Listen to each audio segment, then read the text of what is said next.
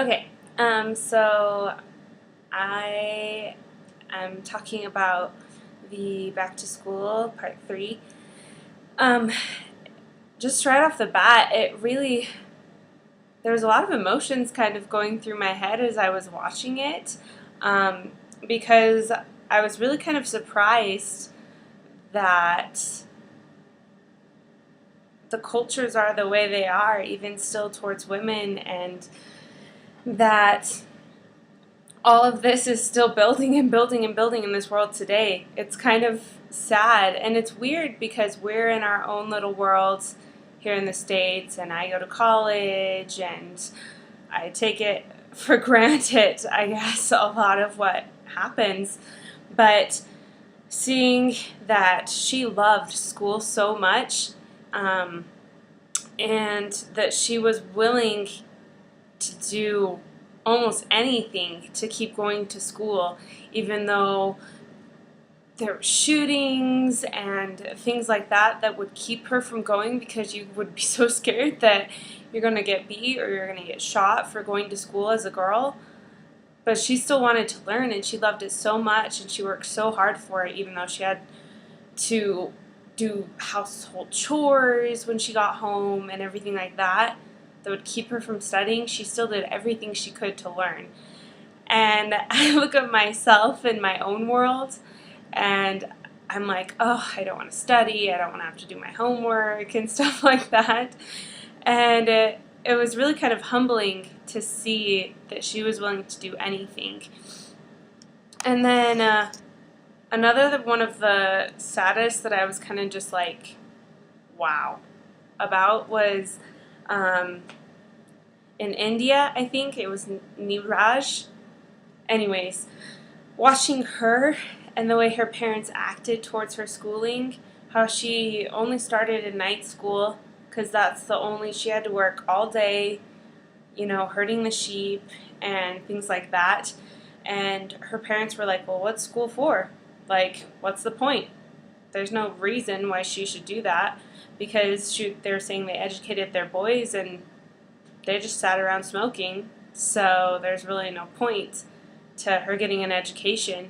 And what's sad is you saw her dreams of being a teacher and helping other people fade completely as life went on, and as the night school shut down, she didn't get to learn anymore. And it boggles my mind seeing her that she struggled with the problem 6 plus 6.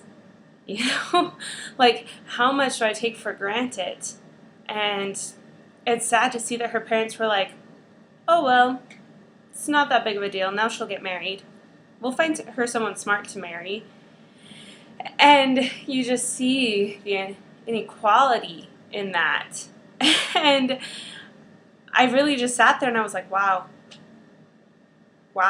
That was really all I could think of to say, was because how much we've been given in the States as opposed to her life boggles my mind. And then, of course, to see Japan, I thought that was obviously really cool. And I guess I've always thought that, like, Japan, like, they go to school so much, like, it's not very good. But it's kind of interesting to see it from their leader's perspective, and seeing that they see laziness in their kids now. And granted, obviously, all of these kids are still really smart and they work really hard all the time. But to see that, one of the kids got like a 96 and the teacher was like, nope, not good enough. Like, that was kind of crazy. I'm happy if I get a B. But seeing how in Japan, how even, things are starting to digress, because they say kids are getting lazier because they're not requiring them to go to school 6 days a week now. But seeing all that they do. Another thing that really struck me was watching all of the different cultures in a religious aspect. It was kind of really sad for me and disheartening for me to see that family isn't a huge ordeal. That in the place where education is important, like Japan, that's what's important. And, their parents both work, and they go to school, and then they have after school and things like that, and they've been in daycare since they were 1 year old. You know, the role of mothers and that divinity and the importance of family is not so much. And it's kind of sad to see that.